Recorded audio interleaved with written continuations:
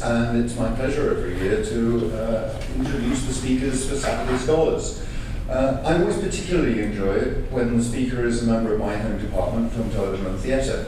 But just before I introduce Chris, let me just remind you or inform you of the ones coming up for the Stanford game, which of course is a night game, so the Saturday Scholars will be at 4 o'clock in the afternoon. We have a talk on flooding the desert, faith-based modeling on the levees. Then the Miami game, when we're back to normal times, Jason Luis is coming to talk about representing Latinos in television's new golden age. And the last game, Virginia Tech, Monk Malloy, Father Malloy, is coming to talk about Monk's Tale, the presidential years. Even, I think, when for the last game, you know, people, it's cold, some people stay away, it'll be worth coming in to hear more. As it's worth being here today to listen to Chris Becker. Chris did her PhD work at Wisconsin-Madison and has been with the Department of Film, Television and Theatre ever since. Her book on 1950s television, It's the Pictures That Got Small, Hollywood Film Stars in 1950s Television, came out in 2009, and it won the 2011 IAM History Michael Nelson Prize for work in media and history. She's currently working on a big research project comparing contemporary American and British television, and believe you me, I notice the difference whenever I go back to the UK. You wouldn't know it was the same medium, and thinking about both production and programming in her research. And she's the online editor for Cinema Journal and runs the News for TV blog. She's also at Notre Dame, run for now 15 years, the Notre Dame Film Society, which chooses, the students choose a movie each week to watch together and talk about, to create that wonderful experience of sharing film culture. Today she's sharing something very different, and I can't wait for the clips, I've seen the trail. Broadcasting the Bicentennial Birthday Bash. You will notice the careful alliteration in the title. Please welcome Chris Becker.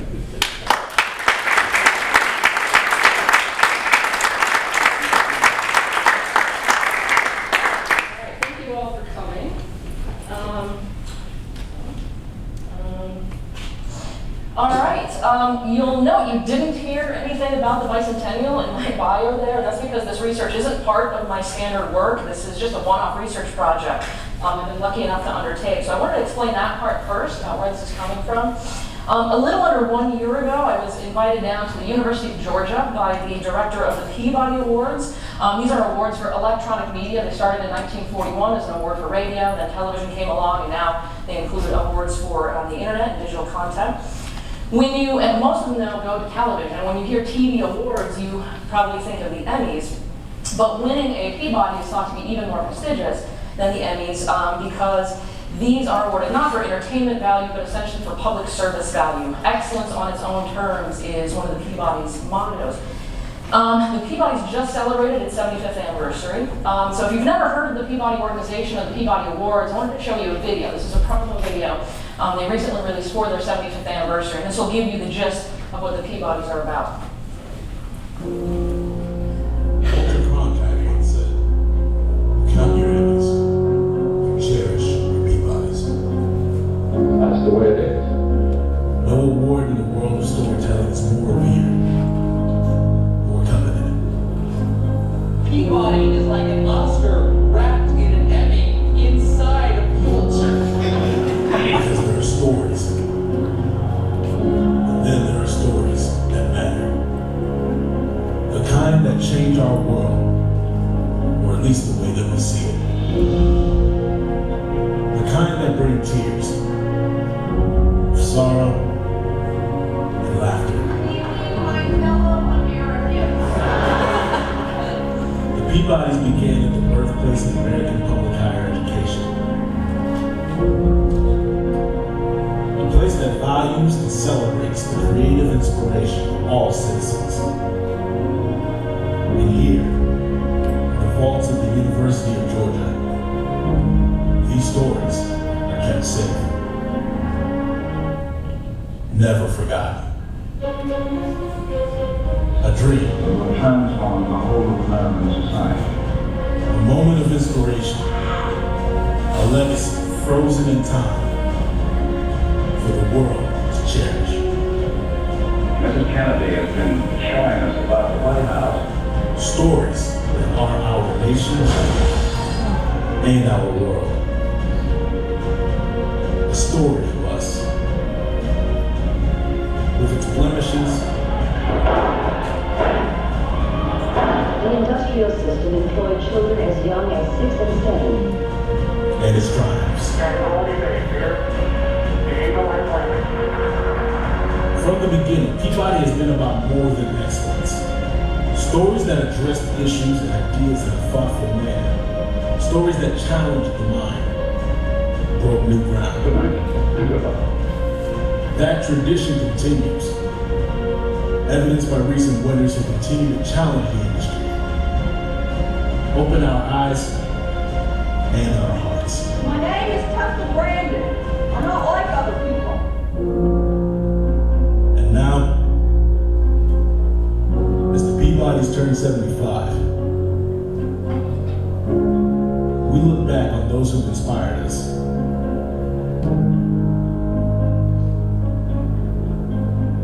And we wait. We listen.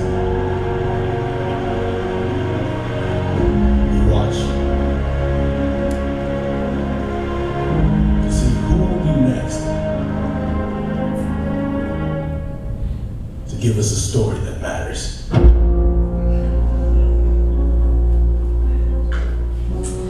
All right, so that is the Peabody Awards, and that is the Peabody Archive. You briefly saw in there a shot of the archive, and this I took this shot when I was at the archive. And this to me is the most important function of the Peabody Awards, and that's archiving TV. So any network studio producer that wants their show to be considered for a Peabody, they submit a copy. If it's a series, a single episode, a copy of a single episode, it's a standalone, they submit the whole thing.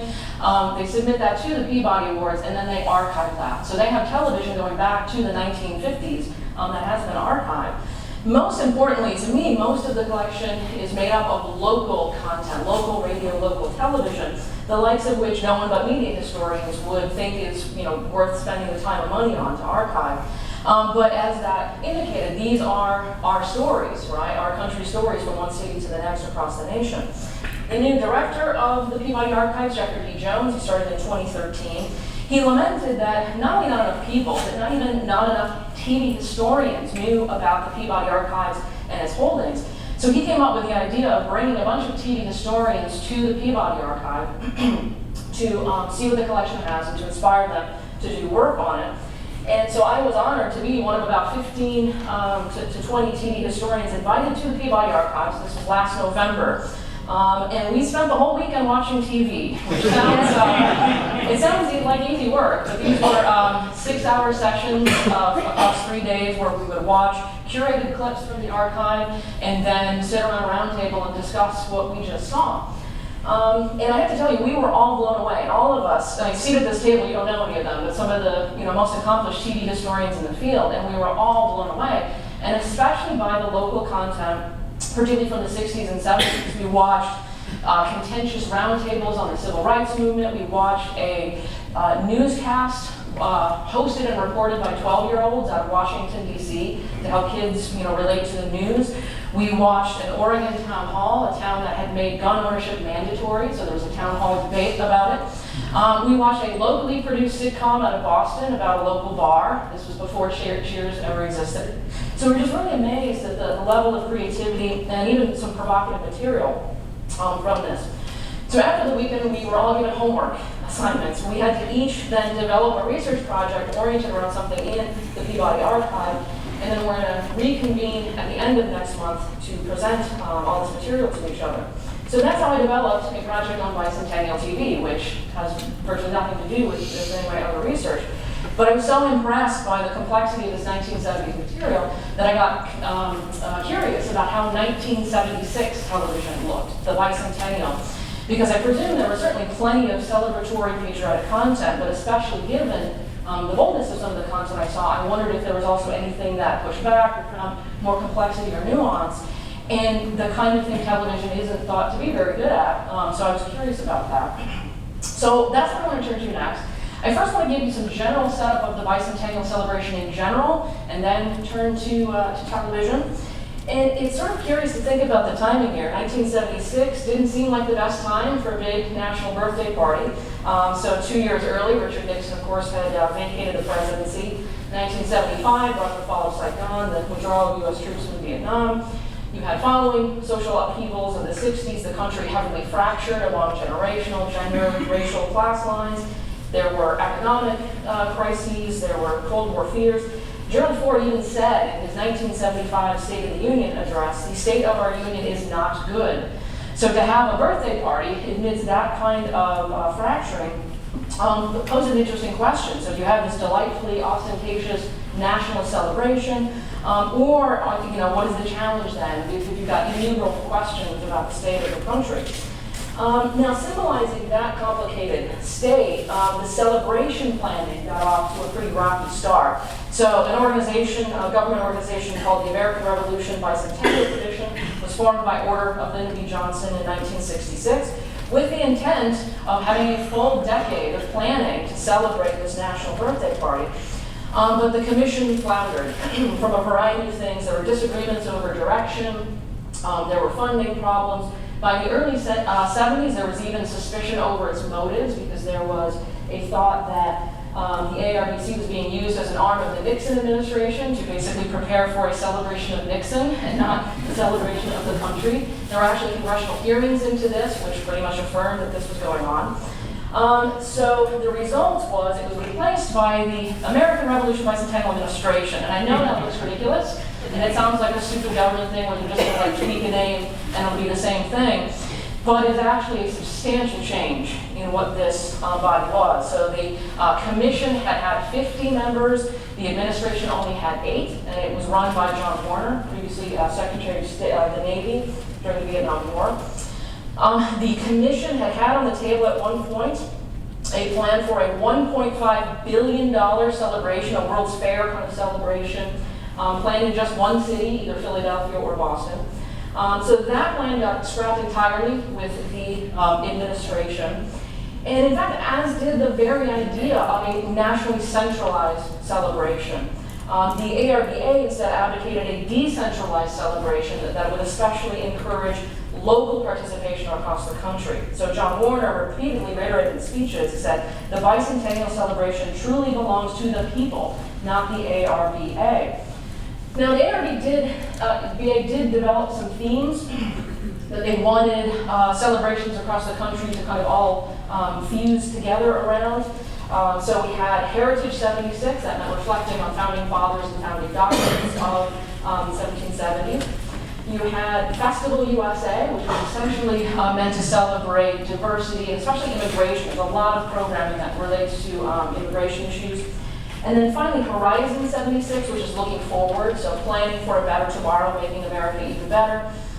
So those 3 themes helped to create kind of a common framework that bicentennial celebrations around the country could all work together in concert, at least in theory. Now, I would throw in, there was probably also a 4th theme, Commerce 76, that they add into that, so just a couple of examples of that. It was a heavily commercialized celebration, which was good for the ARBA. They made a lot of money just from licensing their logo alone, the one that you saw at the start. Nearly $40 million in revenue came from licensing that logo to over 250 companies. And then every national to local company did tie-ins, and my favorite is this one here, celebrating the bicentennial A&P with a sale that says it all, right? two rolls of paper towels for 72 cents. I think that's, you don't need to know much more about that bicentennial than that. And in fact, there was growing cynicism about this as early as 1974. So there was this phrase, the bicentennial, and then the celebration, S-E-L-L. And so this is a mocking editorial about that. But there were plenty of what you might consider then more altruistic celebrations. And the one I'm assuming some people in this room remember, the American Freedom Train.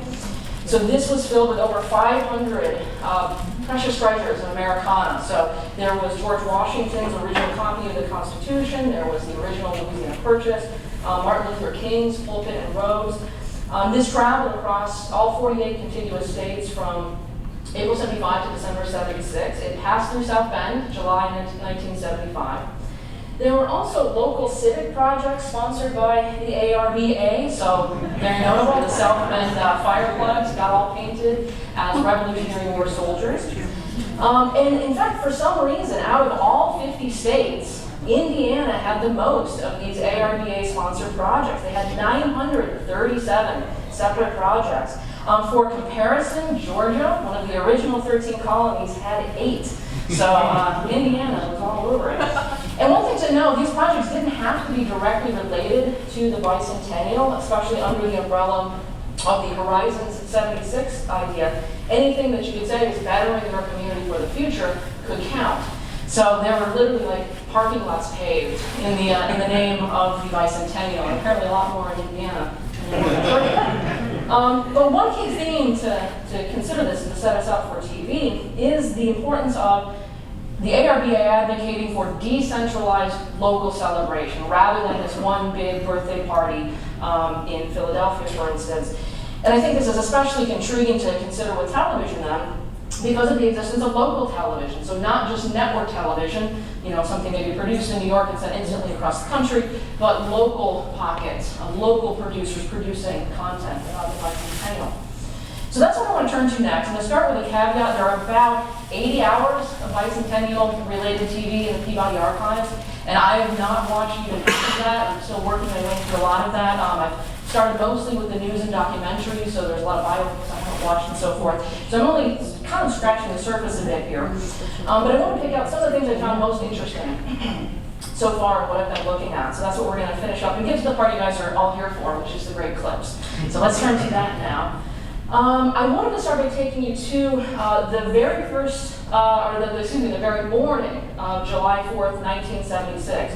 All three networks, major networks, ABC, CBS, NBC, did day-long programming for July 4th. And all of them, it's intriguing, all three of the openings say that they're going to take you across the country, from big towns to small towns. So especially I think that local notion is really important. The one I'm going to show you is from CBS. This is Walter Cronkite, who spent 14 hours at the network desk. He spent the entire day anchoring the Bicentennial celebration, basically from morning till fireworks. And here's how then this started.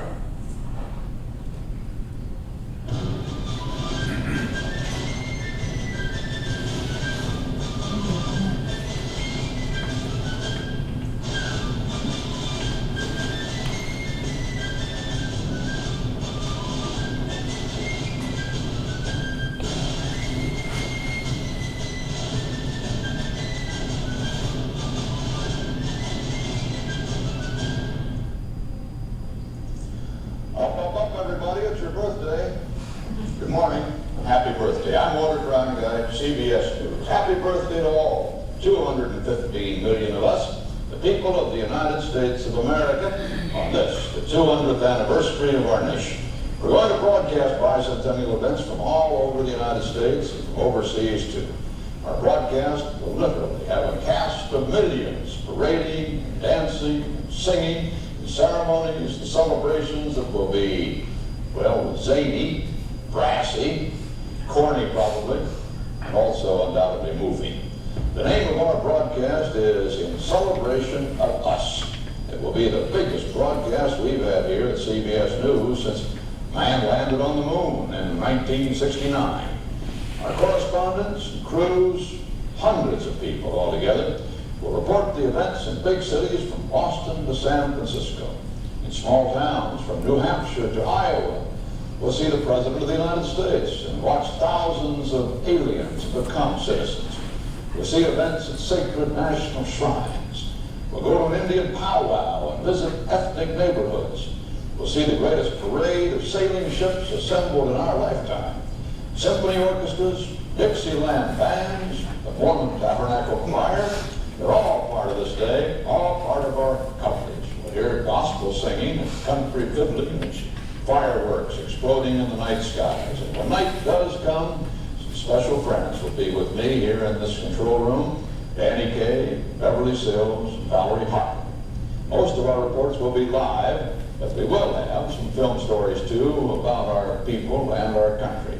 We'll hear the reflections of outstanding Americans.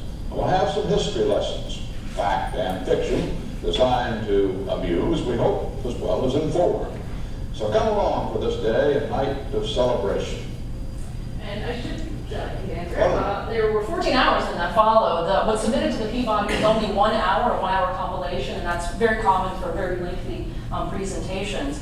But I think one thing to think about is, I think at least television maybe represents an exception to this idea that the Bicentennial wasn't necessarily a national, coordinated nationally. And in fact, a number of you might remember another thing that showed up on National Network TV a lot. This was the Bicentennial Minutes. These were 1-minute segments that aired every night on CBS just before 9 o'clock from 1974 to 76. And Shell Oil was the sole sponsor. They spent $10 million to sponsor this, which sounds like a lot, but then about 32 million Americans, it was estimated, saw one of these each night, so money well spent. The minutes were hosted by well-known public figures, from movie stars to politicians, and they described events from 200 years prior to that very day. They were wholly patriotic, proud. They reiterated common stories and myths of the day, and whether or not they were all true is another story. I've seen only about 25 of these. Peabody's has about 25. There were, I think, 732, so there are a lot of them. It would be great to see at some point that compiled on a DVD if they do still exist. I'm just going to show you one of them. It's my favorite for a couple of reasons. First of all, it is presented by Jessica Tandy, who is British. So I like the idea that you have a Brit, and especially given then the story she tells.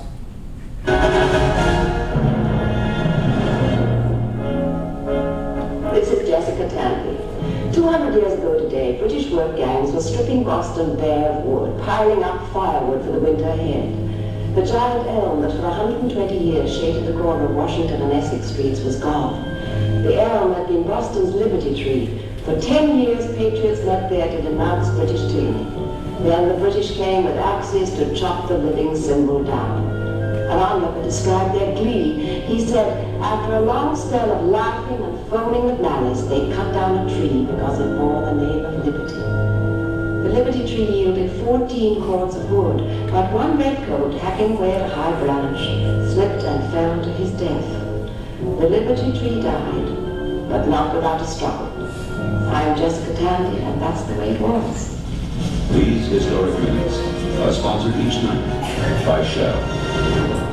And it's not never historically confirmed if someone actually died on the tree. There were multiple stories, either the redcoat fell from the tree or a branch limb fell on him. But the idea that basically the tree was part of the fight, right? The tree participated in the Revolutionary War, I think it's a fascinating myth to have described there.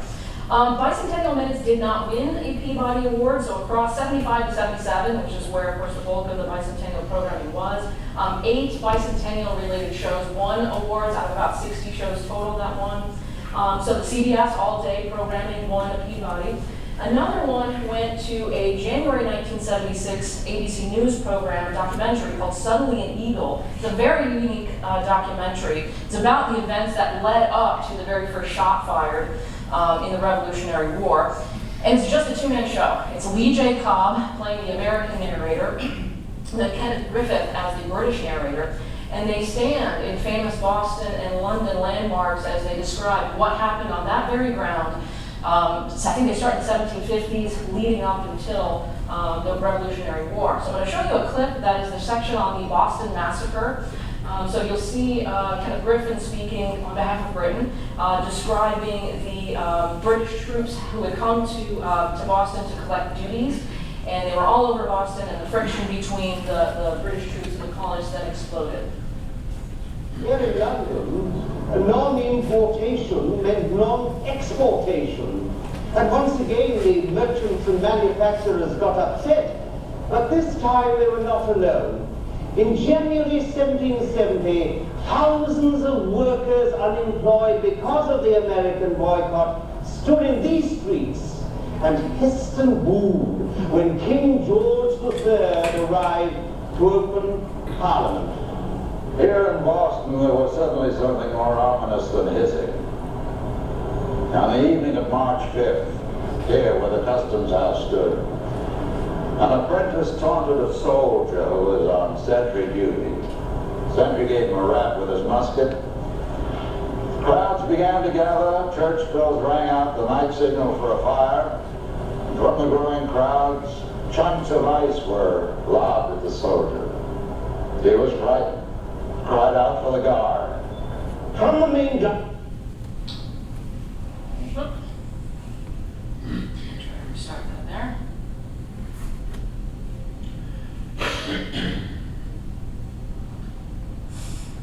Technology. Here in London, non-importation meant the main guard post, which stood over there. Captain Thomas Preston and 8 soldiers hurried to assist the sentry. When they reached him, they attempted to return with him. But the crowd is now a dangerous mob. They shouted, "Fire! You dare not fire!" And then a club came flying through the air. It hit one of the soldiers and he fell to the ground. The soldier got up and he fired. One of the men in the crowd attacked the soldier and Captain Preston with a club. The other soldiers fired. 4 men lay dead. 1 died. It was called a conspiracy by the soldiers, murder by the Sons of Liberty. Sam Adams called it the Boston Massacre, and the name stuck. Ironically, on March the 5th, 1770, the very day of that wretched act of provocation in Boston, the Townsend duties were repealed here in Britain.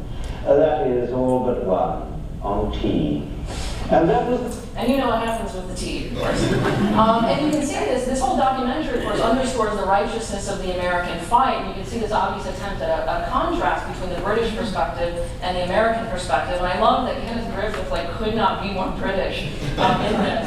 In fact, the original New York Times review of this documentary said he seems to be trying a Boris Karloff impersonation at an audition for Monty Python's Flying Circus. But it's a delicious performance. It's really fun to watch. And there's also such a rich creativity to this idea of having these 2 amazing actors narrate how this played out. Occasionally they break into acting out some of the great speeches of the day.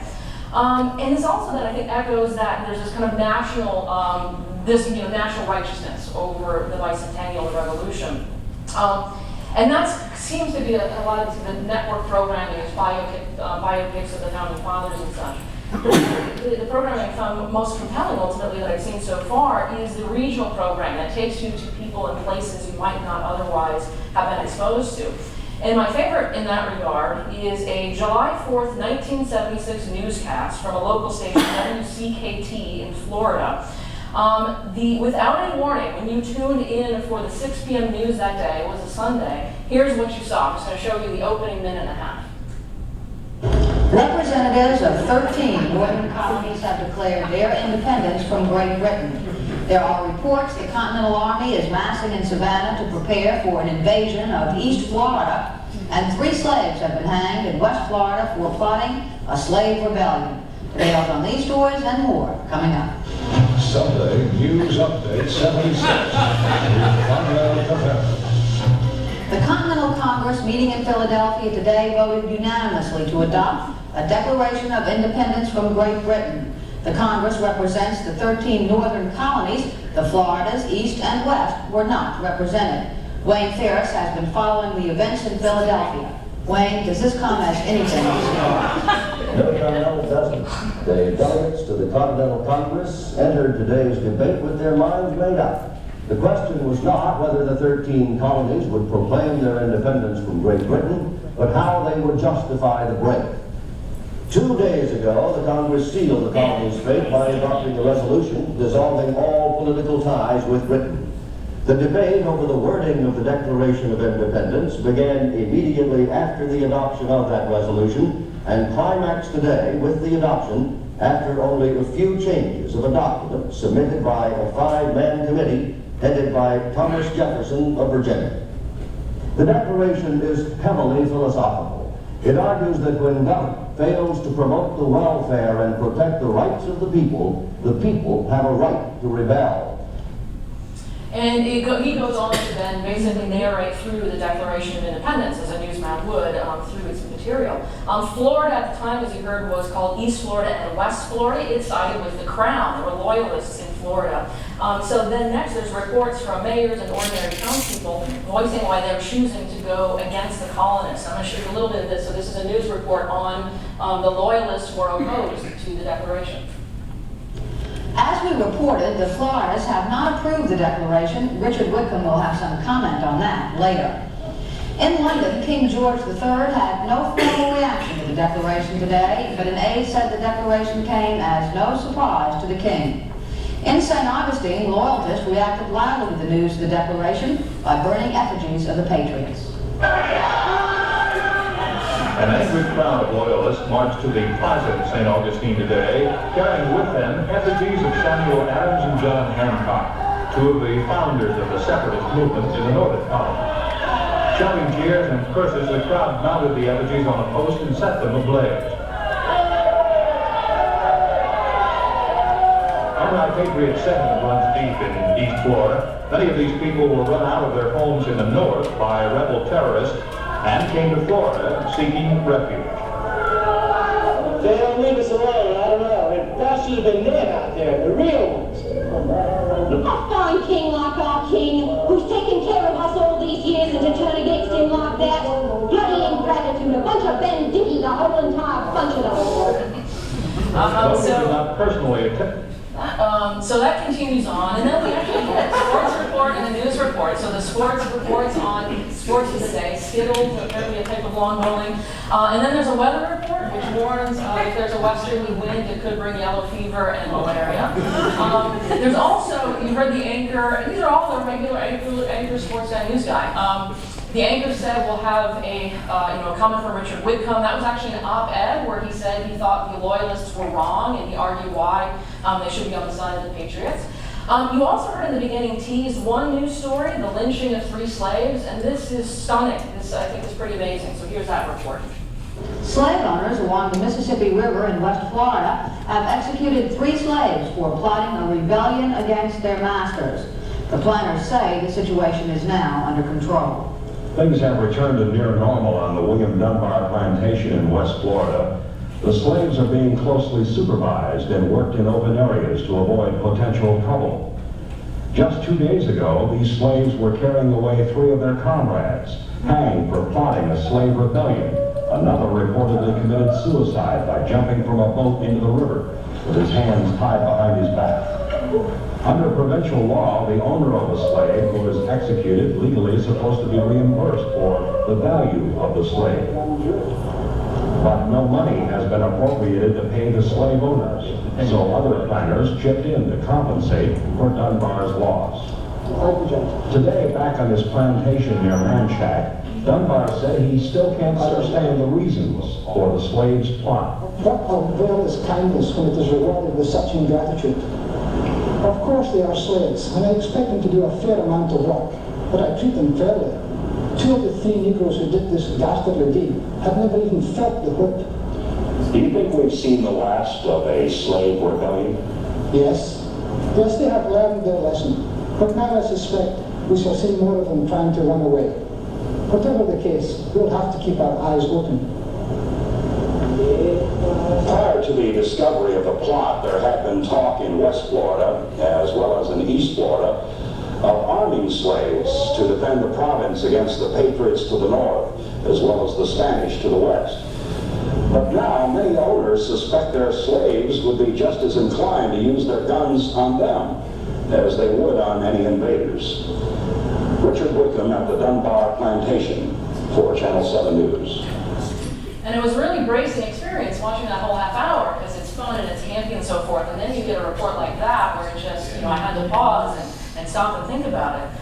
And in fact, I was really impressed. I've been impressed so much so far at how provocative, challenging, even subversive some of this programming is, especially in terms of questioning or calling attention to some of the hypocrisy of founding principles given events then and now. Let's see, I'm going to try to just show you a brief bit of this. The next one, an NBC documentary hosted by David Brinkley. It's called Life. There were 3 of them, Life, Liberty, Pursuit of Happiness, that interrogated that notion.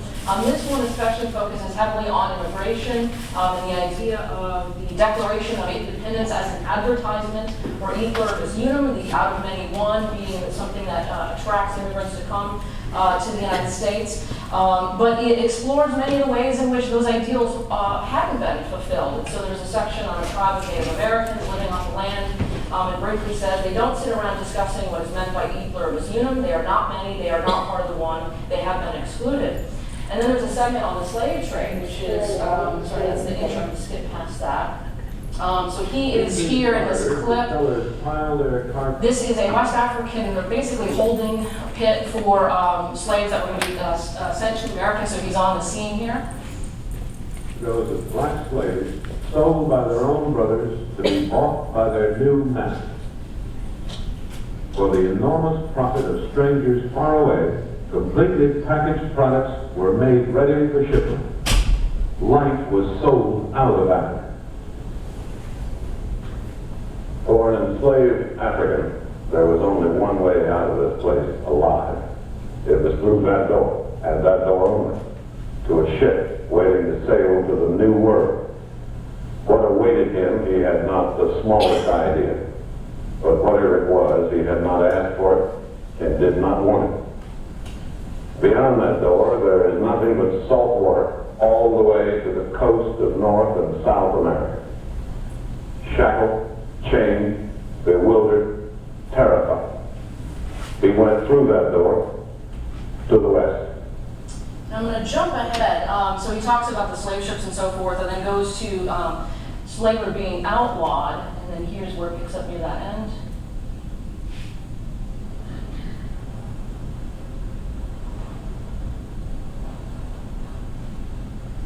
Slavery in the United States began to disappear just about the time photography began to appear, just in time to make a vivid contribution to the record.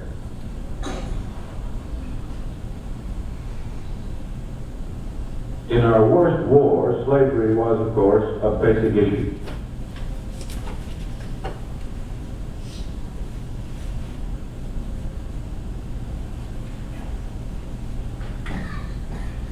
A 100 years later, its effects caused another American Revolution.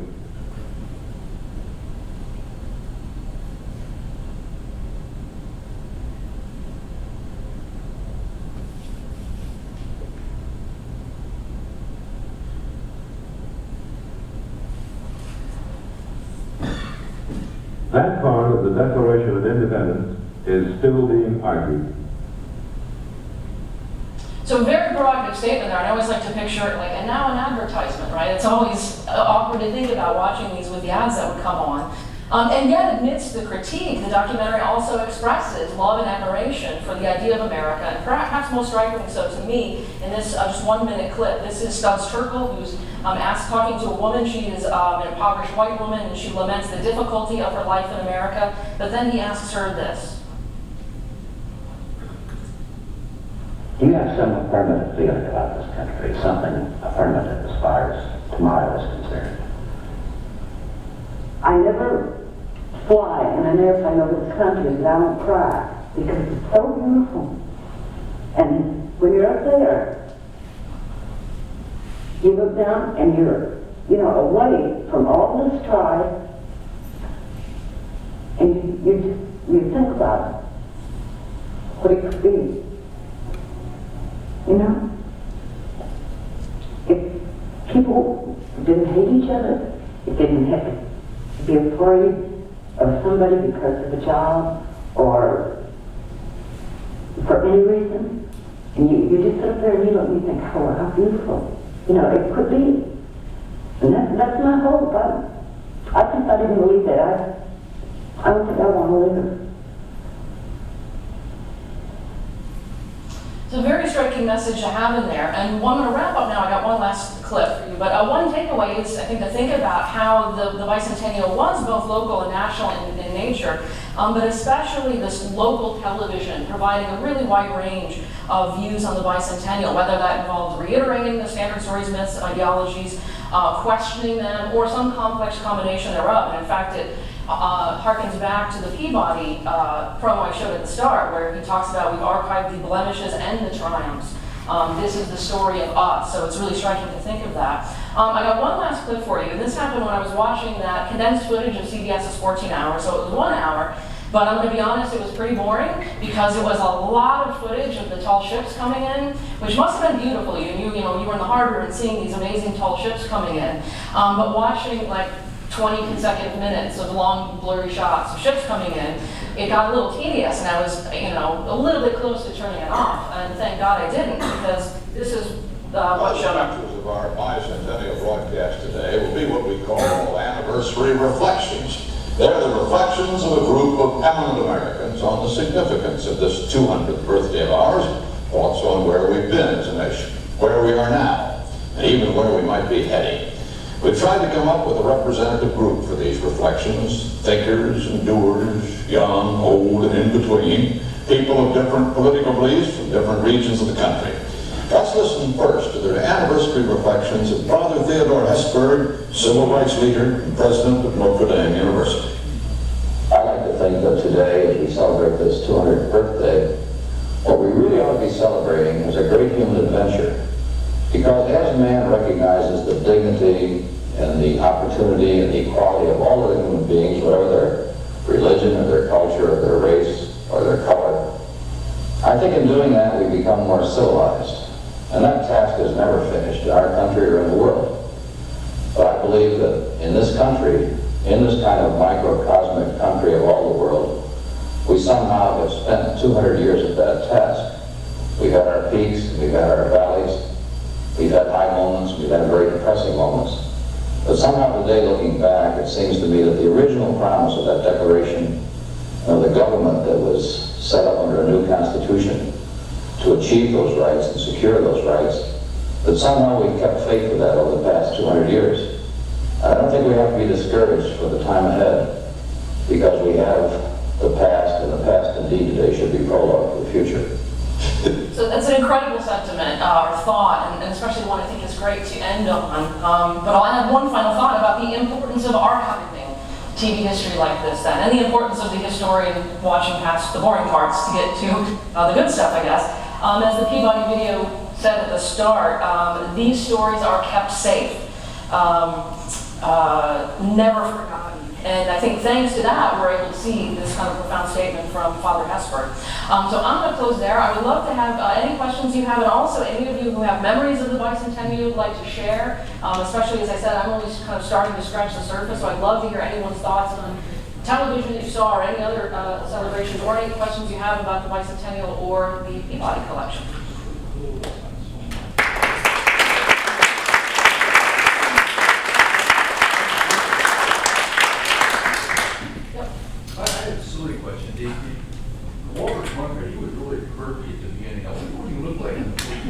Yeah, he looks pretty good. Now the hour compiles, and I think it goes across the day, and he's still going pretty strong. I'm sure they gave him a few breaks and so forth, because they cut to other pieces and other reporters and so forth.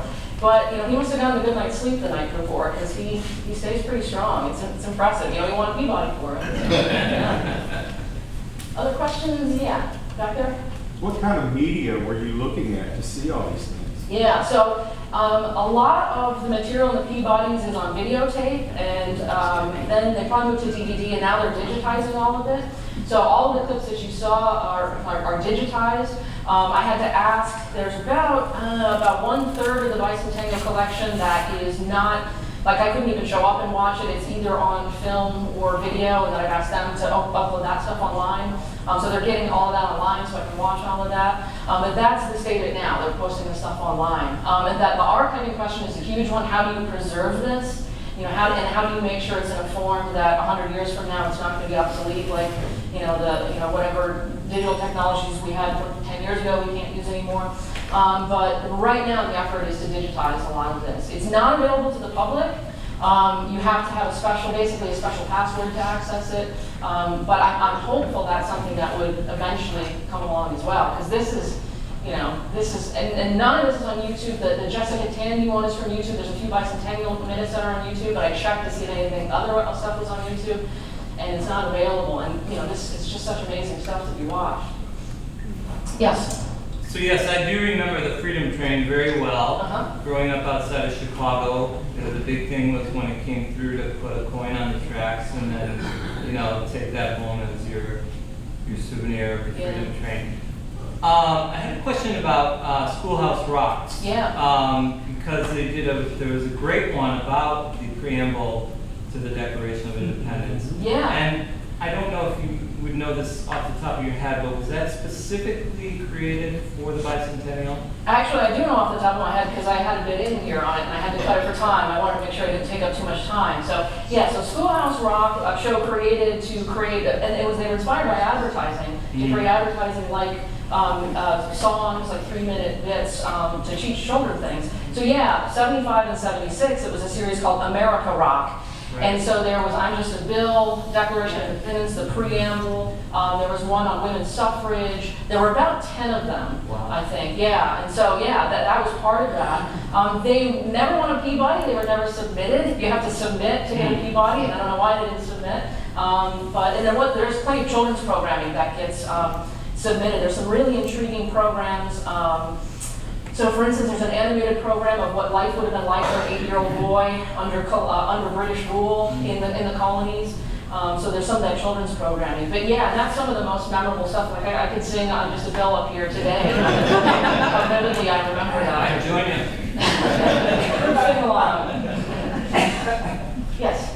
When I imagine if the Bicentennial happened today, and I think of how it would be covered, I cringe because of the increased number of channels and the dramatically increased cynicism. Yeah. I wonder if back in time, is there ratings information? Because I'm wondering, is there anybody under 20 who's watching these things? Yeah. What was that really like? That would be, local ratings would be very difficult for a researcher to find. Nielsen might have that in a warehouse somewhere, but that's not kind of stuff that's easy to find. The other important thing to think about is how much local television has changed today in terms of these were really kind of independent local entities, and now so many of our local stations are part of station groups that are much especially less local in their orientation and more kind of programming that gets farmed out to the entirety of that station group. So that's another significant difference. But yeah, that notion of like who was watching this, and did the young people care about the Bicentennial and so forth, or thinking about different audiences. So a hippie audience versus a more conservative audience, or a black audience, or a Native American audience. As far as ratings, I'm not sure how that information can be found. There's apparently so the Peabody Archives also has some associated material, so you can submit your Peabody, the copy of your show, and then any other materials you want. And so there is, in fact, the Florida newscast got a letter from a local principal of a grade school, who said, "Thank you for this. I'm going to show this, showing this to my students, and I love that we can educate with this kind of thing." So there's some of that material in the collection where you can get letters, and there are including like letters of complaint about some of the programming where they try to capture. And especially for the Peabodys, a letter of complaint isn't bad necessarily, especially if it's something where they're responding to this as provocative, and you want to make a claim that this is public service programming, right? And then this is something that stirred up a conversation. So I guess there's no easy answer to that question. That's the kind of thing that would take a lot of research on the ground and probably a bunch of different archives to find that kind of detail. But it's a great question. That's Beck? I remember one of the themes of the Bicentennial was Discover America. And there were maps of all the states, and they were trying to get people to visit all the states. Yeah. And I know I didn't get a chance to do it for 30 years, but I finally made it to all the states. And then it took another 5 years to go to all the state capitals. But one thing I do remember of that year, I did visit every county seat in my state. Wow. So, yeah. Something that was inspired by the Discover America thing. Yeah, and that makes sense. There was, so Shell had a whole bunch of maps that were Bicentennial themed. So like you would pick up, your map from the gas station, and it had Bicentennial, landmarks. this is another thing that really comes across in the documentary program about places. So there's a documentary about Norfolk, and about these are, it's actually, again, frankly kind of boring because it's like a shot of, here's a church and something happened here. But it's clearly, to me, it seems geared toward come to Norfolk and come see this church, right? Maybe it's even calculated to be boring, right? So like, well, I gotta see that person for it to be interesting. So there's a lot of that kind of programming, which is about, and partly, of course, there's a tourism motive there, right? Get people to come to your place. But I think there's this fascinating both pride and interrogation of the meaning of those places, right? Of what happened on this spot. And I think that's one reason why the Suddenly an Eagle documentary is so fascinating, seeing them stand in those places and point and say, here's where this happened. So yeah, I'll look into that one, the notion of that as another coordinated theme. But that makes sense with a lot of the programming I've seen. Yes? And I remember we were in the New York metropolitan area. There was a lot of complaint that this is the birthday of our country, not a tall ships thing, because that was such a big deal. And it was very amazing to see.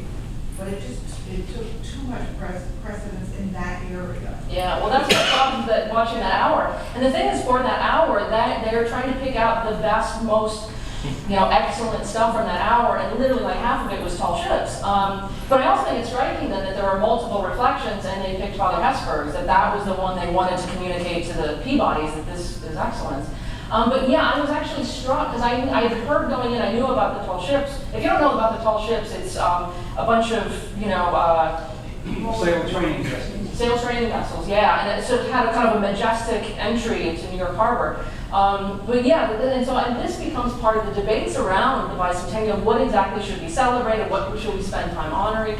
And so yeah, it's an interesting. Because I remember the night before, they were all anchored out, and we were at the Jersey Shore, and I was out with this motorboat, and we went between them. Oh wow! And they were yelling at us in all these different languages. That worked. Yeah. It did. I mean, to see some of these other things in these other parts like Florida, that's a much more reflective kind of country at the time than it was in that area. Yeah, and I think that's especially where you get that local content. So you were in New York, you were able to go up close to see them, which had to be amazing.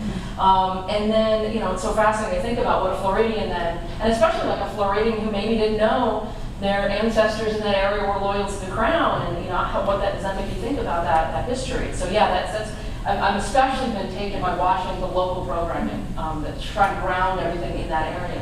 Yeah. One other thing about the tall ships, one of the main staging areas for the tall ships was Baltimore Harbor. And at the time, Baltimore Harbor was a not very pleasant place to visit. It was really pretty awful. And the local government was stunned that thousands and thousands of people came down to the harbor to see those ships. And it was the beginning of the renaissance of downtown Baltimore. Oh, wow. Yeah, and that also fits with this encouragement by the ARBA, which God love Indiana came up with 937, things to justify of, let's make, and especially that Horizon 76 idea, let's make this a better place. And I also like kind of what you're saying there, that almost unexpectedly then, you have this happen, then people respond and say, oh, okay, this is a worthy place to restore. So that's especially kind of a long-term impact. It'd be really fascinating to try to trace out those kind of pockets where that had an impact. They had the same impact on Newport, Rhode Island, which had suffered a decline with the move out of the Navy, and the place where the tall ships assembled, the entire fleet, was in late June in Newport. And then half of the fleet went to Boston, and the other half went to New York Harbor for the 4th of July celebration. But Newport had it all a week before, and it was a tremendous impetus to tourism in Newport and to the revitalization of Newport. Yeah, and that's fascinating. If you consider kind of this one small example that then expands in terms of its relevance and importance. Any yes? Just a general question about the media historians. Is the objective to look at media as a reflection of the culture of the time, to see how marketing was done, production quality? What are the kind of key questions that media historians are looking to do with their research? I would say all of those things and more, sort of looking at these programs as a historical record, as a record of time, as a a record of how we told stories at a certain time, what get told, what didn't get told. There's also that notion of technology and style, kind of how was this material shot, how, what were the ways in which television was used to communicate ideas. And even, frankly, the notion of one of our group is doing a project on what does it mean to say this is worth a Peabody, right? Or what does it mean to say the Schoolhouse Rock people thought, oh, I'm not going to bother to submit this isn't Peabody worthy. Like, how do we make these distinctions? And then also in television in general, right, which tends to be kind of seen low on the scale of cultural importance. Where does that come from? And then what are the larger implications of that, and especially being a lot of that television culture has kind of passed away. My favorite example, returning to British television, that 50s and 60s TV was so disposable. The BBC literally taped over videotapes of important shows like Doctor Who. There are Doctor Who episodes we'll never see because they didn't think it was just TV, so they recorded over it for something else. So that's another thing we interrogate too, about what meaning does television have in a culture. And we forget how much of early TV was live. When plays were repeated, they had to be performed again. You couldn't tape and then rebroadcast. A number of plays that I've been working on TV drama, you hit that problem. Can I remind everybody that Saturday Scholars gets posted on the Notre Dame website under Saturday Scholars. It takes us a week or so until we get the video ready to post. If you want to tell other people to listen to Chris and to watch the clip, do look in a week or two under Saturday Scholars and you'll find it, and you'll already find the first ones from this series as well as previous series. Notre Dame prides itself on the excellence of its teachers, but you now appreciate exactly why Chris Becker is one of the outstanding teachers at the university. Thank you.